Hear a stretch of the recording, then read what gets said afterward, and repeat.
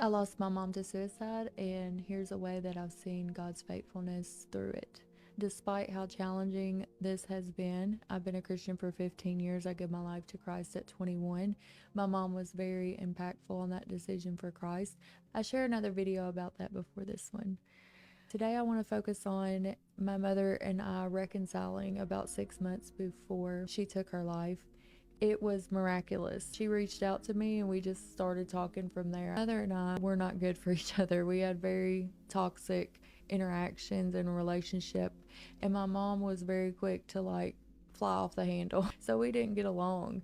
And when I gave my life to Christ at 21, I left everything to follow Jesus. I left my family, I left my friends, I left my hometown, and throughout it, I was able to forgive my mom and honor my mom from my heart. She stayed in my life, but inconsistently. About 6 months leading up to what happened, we reconciled and we had peace. We got along. We were talking often. She lived in Kentucky. I live in Alabama.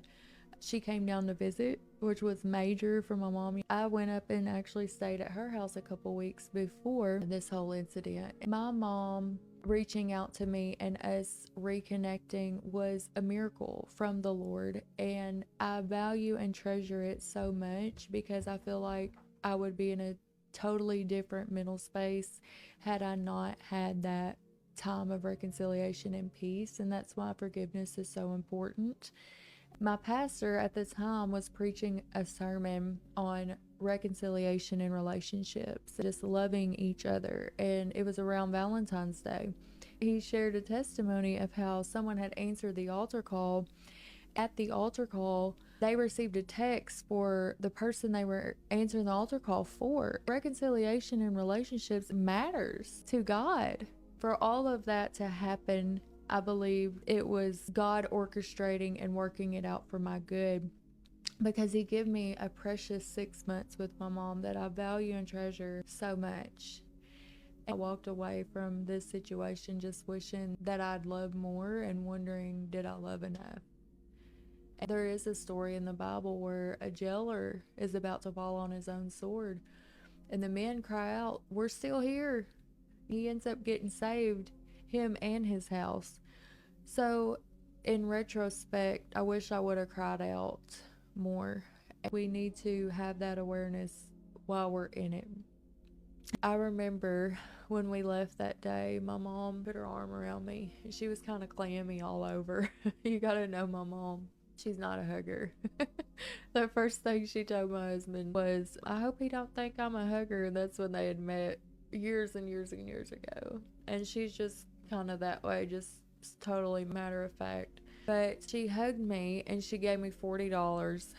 She's like, "Take that and spend it on your gas." I just remember, just being there. That God would give me the peaceful memories is a blessing I didn't even know to ask for, but because our Father is so good, He gives good gifts to us. He gives things to us that we don't even know that we need.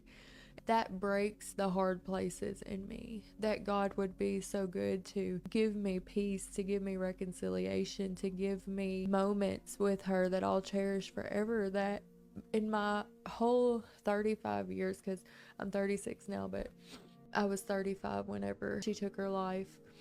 In all of my years, I didn't have moments like what I had with my mom in the 6 months leading up to that. And so what God gave me was a treasure, a true miracle. And I didn't even know how to ask for that. The ways of God are so much better.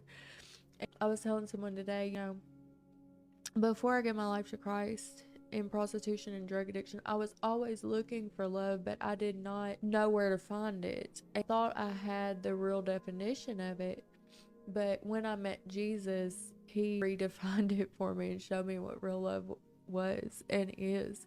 It is Him dying on the cross. God so loved us, and love is demonstrated in that while we were yet sinners, Christ died for the ungodly. So it's just this big thing that God's love never fails. I've realized that through it all, God is for us. God's will for us is life, and life more abundantly. If you're struggling reach out, your local hotline, pound 988, a pastor, a friend. Tell someone, don't fight this alone. And realize that Jesus has faced this for you already. He faced death for you on the cross and he defeated it. And now he gives us this amazing opportunity to die to ourselves and be born again and receive total transformation and forgiveness for all that we've done, to be made new and to receive life and life abundantly for those who believe. I didn't know what I would need, but Jesus did.